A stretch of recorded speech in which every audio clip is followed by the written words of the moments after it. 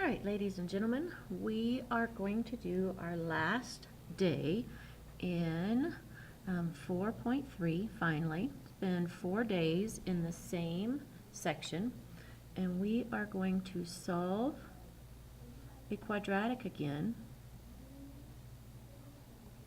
and we're going to talk about it graphically. All right, so that's our task for the day. We are going to be solving our quadratics graphically. Your objectives are, it's the last day. Okay, we are going to solve our quadratics graphically. And somebody's trying to get into my room and I locked the door. Ha! All right, we're also going to do a little bit of calculator work. And again, I would encourage you to get a grapher so that you can have access to one at home. All right, yesterday when we did our notes, we solved a system, S-T-E-M, of linear equations. Okay, and we said that the solution was the point of intersection, so the solution was the point of intersection between the two lines. All right, so just to illustrate, if I have a graph and I have the first line going that way, and then I have another line going this way, the solution is where those two lines intersect. So that would be the solution. For a system of for a quadratic, the solution is different. Okay, so the solution to a quadratic is going to be where it crosses, so where the function crosses the x-axis. Okay. All right, so let me just draw an example. So if I have a quadratic, or sorry, if I have my graph, and then I have a parabola, just a random old parabola, and it has a point of intersection with the x-axis right there, and a point of intersection with the x-axis right there. That would be the first solution, so that would be solution 1, and that would be solution 2. And remember, we talked about a second degree polynomial has to have two solutions. So now we would say that it has two zeros. We would say that it has two x-intercepts. Okay, so those are, or we would say, sorry, there's one more, two roots. All of these things mean the same thing. Okay, so I can have two solutions. I could have two zeros, which are the intercepts. I could call it two x-intercepts, or I could call it two roots. So you will often see those words used interchangeably. All right, so now let's go back and talk about our different forms for a quadratic, because they all have very specific purposes. Okay, the first one was the standard form, ax squared plus bx plus c, and that was what we called standard form. Okay, the next one is vertex form plus k, and this one is particularly handy for graphing. Okay, we like this one when we're graphing. The last one that we did was the intercept form, so x minus p and x minus q, and that was called intercept form. Okay, and that one is particularly handy when you're finding the solutions. All right, so those are the purposes of the different equations. All right, so we are going to put our equations into intercept form, which could also be called factored form, again, which is why we've been doing so much factoring, because now I can graph and find the two solutions, or the zeros, or the intercepts of my quadratic. All right, so now if we do an example, okay, so our first example, I am going to bring out my calculator, and I'm going to show it to you by hand and then on my calculator, so I'll actually move the notes in a bit and bring out my calculator. All right, so I want you to graph and find the solutions. All right, so let's say I have y is equal to x minus 3 and x plus 5. That quadratic is in factored form. Okay? It's also in intercept form. So if I solve my two baby equations, I'm going to get x is equal to 3 and x is equal to a negative 5. Now I skipped writing the two baby equations because at some point we want to be able to get to the point where we can just jump straight to here without actually writing the baby equations. So I know that those are going to be my two x-intercepts. So if I just kind of sketch a graph, I'm not going to do an accurate graph because I'm not going to find the vertex. So I know if that value is 3, 1, 2, 3, 4, 5, and that is a negative 5, couple on this axis just to make it good. I have an x-intercept here and an x-intercept there. I don't know where the vertex is, but for right now I kind of don't care. Okay? And that would be what my parabola looks like. All right? So now I could have my two solutions, which are the x-intercepts, and that's kind of a sketch of my graph. Who knows where the vertex is, but in this application, I actually don't need the vertex. All right, so now what I'm going to do is bring out my grapher. Let's see if you can see it. I think you can. Okay, and I'm going to clear. And I'm going to bring it just a little bit closer while we're doing this so you can see. Okay. So now I'm going to go to my y equals. I'm going to clear what's there. I'm going to make sure my stat plots are off because I can't graph a line or a curve if my stat plots are on. I'm going to go back to my y equals, and I'm going to enter my equation just the way it was, the way they gave it to me. So I'm going to enter x minus 3, and then I'm going to enter x plus 5. It's actually nice because I can do it straight from here.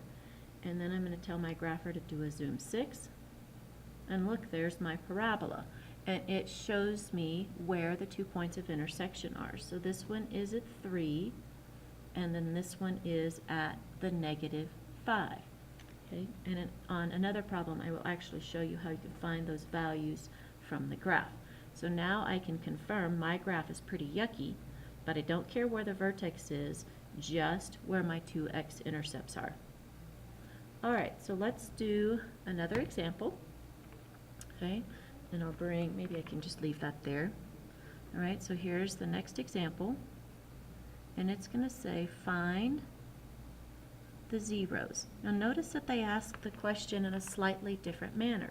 They didn't say find the solutions, they didn't say find the roots, they said find the zeros, which means we need to find the x-intercepts. All right.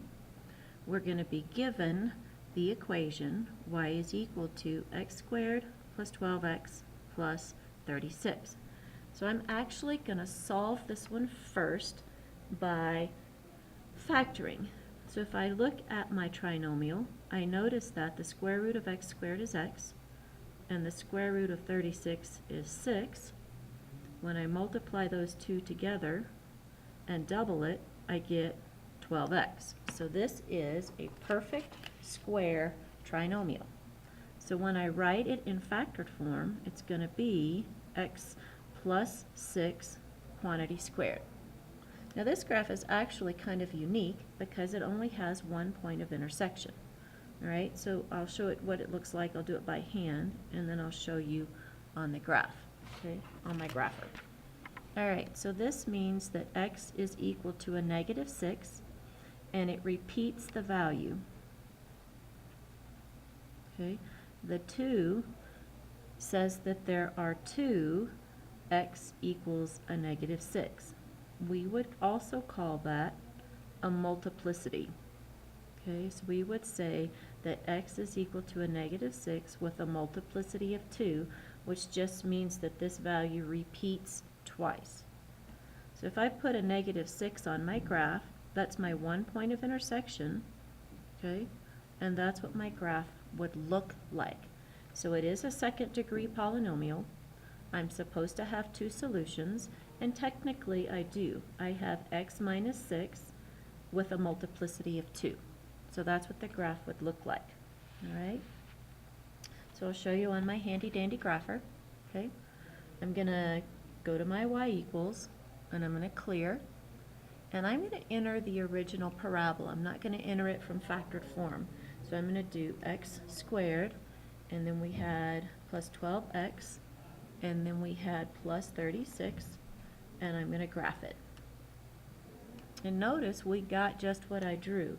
It crosses the x-axis one time, and it crosses at a negative 6. And technically, it's tangent. It's not a through and through. Okay?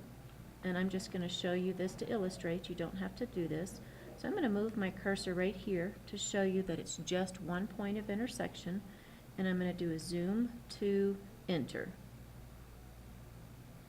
And see, there's a close-up of that point. It's not going through the x-axis, it just kisses the x-axis. All right? Okay, so let's do another example, and then I will turn you loose on your homework. So very, very short today. All right, so here's your last example, and it says find the zeros. All right, so again, it's going to say find the zeros. All right, my function is going to be y is equal to x squared minus x minus 12. Wow, it's really unhappy with the focusing. So now what I'm going to do is I'm going to start by putting that in factored form. The factored form would be x minus 4 and x plus 3. You can do the AC method to get here, or you can go straight to this method, whatever is better for you. Okay? Notice that this is a negative 12. The factors, a negative 4 and a positive 3 gives me a negative 1, and a negative 4 and 3 gives me the negative 12. So now I know that my zeros are going to be x is equal to 4 and x is equal to a negative 3. And I'll show you the baby equations just to confirm. So x is equal to 4 and x plus 3 is equal to 0, so x is a negative 3. And I'm going to sketch a graph by hand, okay, because mine's not going to be as pretty as the book, but this is just for an example, or sorry, as my calculator. I had a 0 at a negative 3, so there's an x-intercept. And I had 1, 2, 3, 4. I had one at 4. There's an intercept. It's positive for the A, so I know my graph goes up. All right? So that's kind of cool. Now let's do it on our grapher. Okay, so I'm going to bring in my grapher. I'm going to go to my y equals, and I'm going to enter the original equation. So I'm going to do x squared, and then minus x, and then minus 12. And I'm going to do a zoom 6 because we did a different zoom on the last problem. And voila, there you go. There are my two solutions. This one's at a positive 4, this one's at a negative 3. All right? And then I'll show you on the calculator, when you come to class, we'll talk about finding those zeros on your grapher. All right, so that takes care of all of the new information. So you will pause the video, and now you're going to do your 3 problems, okay? So just 3 problems, very nice and short video for the day. I want you to find the zeros by rewriting your function in intercept form. And then I want you to sketch the graph. Okay, you don't have to find the vertex because we don't need the vertex for this application, but I would like you to graph it, making sure you pay attention if it's going up or going down. All right, your first problem is y is equal to x squared plus 5x minus 14. Your second one is y is equal to x squared minus 7x minus 30. And your last problem, problem number 3, is y is equal to x squared minus 10x and plus 25. So find the zeros by rewriting the function in intercept form, which could also be called factored form. Sketch the graph, and then you're done. Alrighty, good luck.